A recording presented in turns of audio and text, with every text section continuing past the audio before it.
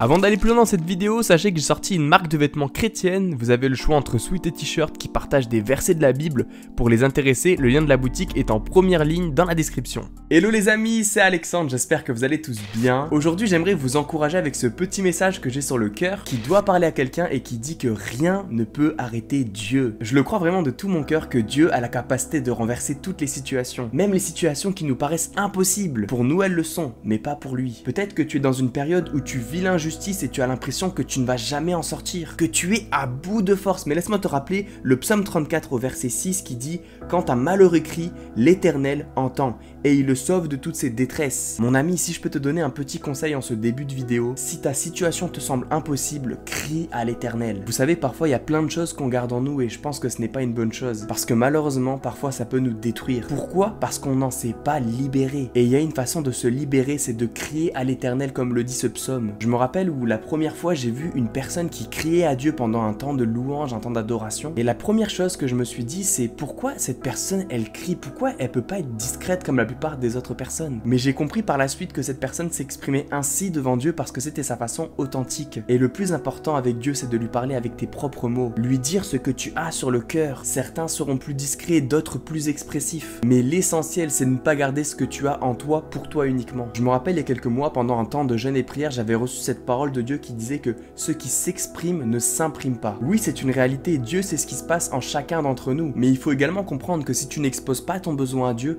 alors il ne pourra pas te répondre. Que ce soit dans Matthieu 7, versets 7 à 8, il est bien dit « Demandez et l'on vous donnera, cherchez et vous trouverez, frappez et l'on vous ouvrira, car quiconque demande reçoit, celui qui cherche trouve et l'on ouvre à celui qui frappe. » Ou encore dans Jacques 4, versets 2 à 3, « Vous avez des querelles et des luttes et vous ne possédez pas parce que vous ne demandez pas. » Donc on voit bien que la notion de demander est importante ici. J'ai un petit peu dévié de mon encouragement du jour, mais il me semblait important de vous préciser ça avant d'aller plus loin. Parce que je le crois également que c'est en exprimant ce que l'on a au plus profond de nous que Dieu peut agir et briser des impossibilités. Est-ce que vous le croyez que rien ne peut arrêter Dieu? Comme dans ma dernière vidéo, je suis actuellement passionné par la lecture du livre des Actes des Apôtres. Pour ceux qui ne savent pas, le livre des Actes, c'est un livre qui vient raconter la vie des disciples après la mort et la résurrection de Jésus. Ils ont reçu le Saint-Esprit qui leur a été promis et ils vont aller proclamer haut et fort partout que Jésus est mort à la croix pour chacun d'entre nous. Ils vont accompagner leur message de prodiges et de miracles. Ils vont chasser des démons, guérir des malades, des boiteux. Et ça ne va pas plaire aux religieux de l'époque, comme ça peut déplaire à certaines personnes d'entendre ce message aujourd'hui. Et ce qui va se passer, c'est que les disciples vont se faire arrêter, ils vont se faire jeter en prison, parce que la Bible dit que les Sadducéens étaient remplis de jalousie en voyant ce qu'ils faisaient au nom de Dieu. Ce qu'il faut comprendre dans cette histoire, c'est que des hommes avec un grand H voulaient faire taire ce que Dieu avait déposé dans le cœur de ses disciples. Peut-être que tu te reconnais dans cette histoire, mais ce n'est pas fini parce que quand Dieu dit quelque chose, il le fait. Dans Habakkuk 2:3, il est dit « Car c'est une prophétie dont le temps est déjà fixé.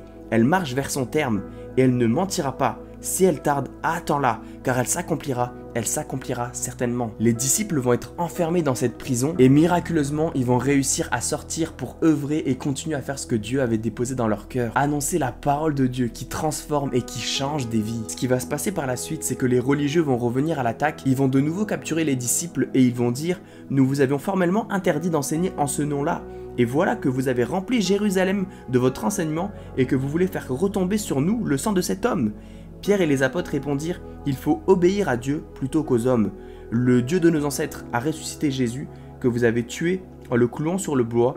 Dieu l'a élevé à sa droite comme prince et sauveur pour donner à Israël la repentance et le pardon des péchés. » Et j'aime ce qui va se passer juste après. Il y avait un spécialiste de la loi qui était nommé Gamaliel qui va prendre à part les religieux et il va leur dire « Faites attention à ce que vous allez faire avec eux. Il y a quelque temps, il y a un tel qui est venu pour leur tenir tête, mais il en est rien resté. Après, c'était un autre et en plus un Galiléen et il a fini par mourir. Maintenant, je préfère vous dire, on va pas s'occuper d'eux. On les laisse faire et de toute façon, si ça vient d'eux, ça finira par être détruit, mais si ça vient véritablement de Dieu, on ne pourra pas le détruire. » Et vous savez, la bonne nouvelle les amis, c'est que cette parole qui a été écrite il y a plus de 2000 ans est toujours vivante et continue de porter du fruit aujourd'hui en 2023. Si ça ne venait pas de Dieu, on n'aurait pas réussi par nos propres forces à propager le message de l'évangile. Que ce soit avec les différentes guerres qu'il y a eu pour faire taire la parole de Dieu. Et là encore, il faut comprendre que les guerres qui ont été déclenchées n'ont pas été voulues par Dieu, c'est l'homme qui les a déclenchées. Le peuple hébreu qui lui était faible et a été torturé parce qu'ils osaient proclamer qu'il y avait un Dieu qui était dans les cieux. Tout ce qui s'est passé mes amis, ce n'est pas le fruit fruit du hasard. Aujourd'hui, des hommes et des femmes diront qu'ils ne croient pas en Dieu